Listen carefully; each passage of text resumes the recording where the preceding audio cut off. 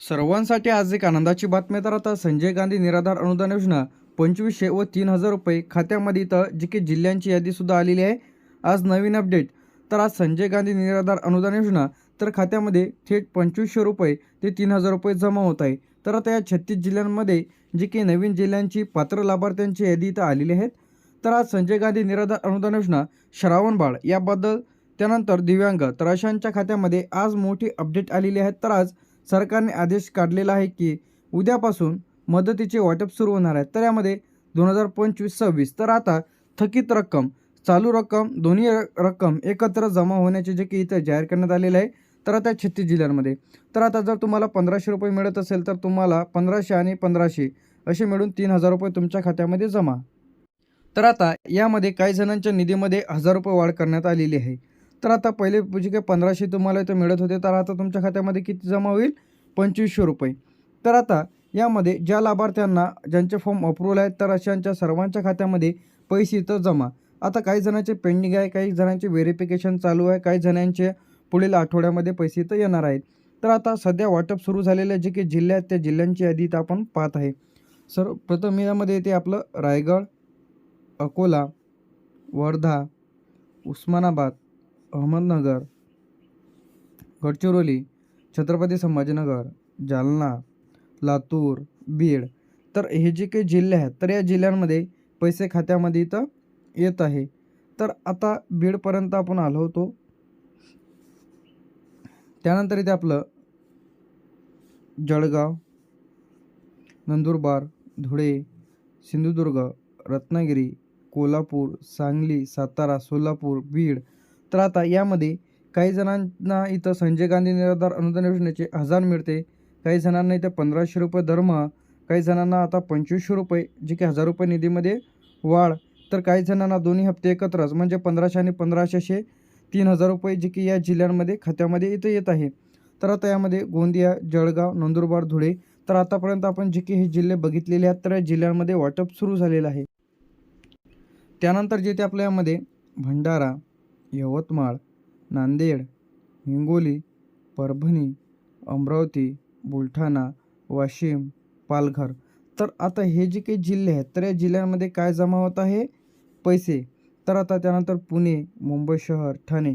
तर आता यामध्ये संजय गांधी निराधार अनुदान योजना असेल, दिव्यांग असेल, श्रावणबाळ तर अशांचे पैसे जे काही बरेच दिवसांपासून रखडलेले होते तर आता बरेच जणांचे पैसे का थांबलेले आहेत ते सुद्धा आपण इथं पाहणार आहे. पुणे, मुंबई शहर, ठाणे, नागपूर, चंद्रपूर, नाशिक तर या जिल्ह्यांमध्ये सुद्धा पैसे खात्यामध्ये इथं येत आहे. तर आता काही लोकांचे पैसे का थांबतात ते सुद्धा आपण इथं पाहणार आहे. ज्यांना कोणाला पैसे इथं जमा झालेले नसेल तर अशाने हा व्हिडिओ शेवटपर्यंत बघा. तर कागदपत्रे मिसमॅच म्हणजे कागदपत्रामध्ये काही त्रुटी आलेली असेल त्यामुळे पैसे इथं थांबलेले असेल, तुमची बँकेची KYC म्हणजे जे काही एक्सपायर झालेली असेल किंवा तुम्ही KYCमध्ये काही त्रुटी आलेली असेल तर तुम्ही पुन्हा तुमची KYC करून घ्यायची आहे. जुने फोटो असतील, त्यानंतर अकाउंट बंद झालेलं आहे, इनॲक्टिव्ह झालेलं आहे किंवा क्लोज झालेलं आहे व्यवहार न केल्यामुळे. त्यानंतर इथं बेनिफिशरी ॲप्लिकेशन्स, डुप्लिकेट ॲप्लिकेशन्स म्हणजे चुकीच्या पद्धतीने फॉर्म दिलेल्या कागदपत्र इथे दिलेले आहे. आधारमध्ये काही त्रुटी असू शकते म्हणजे तुम्ही बरेच दिवसांपासून काढलं तेव्हापासून आधार कार्ड जर अपडेट केलेलं नसेल तर असे प्रॉब्लेम तुम्हाला येऊ शकते.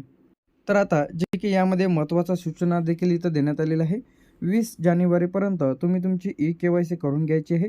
ज्यांची कोणाची eKYC बँकेची राहिलेली असेल तर तुम्ही लगेच तुमची eKYC इथं करून घ्यायची आहे जेणेकरून तुमच्या खात्यामध्ये इथं पैसे जमा केले जाईल. तर आता यामध्ये जे की 2026 अपडेटनुसार तर सर्वसामान्य लाभार्थी यामध्ये 2500 रुपये खात्यामध्ये इथं येत आहे.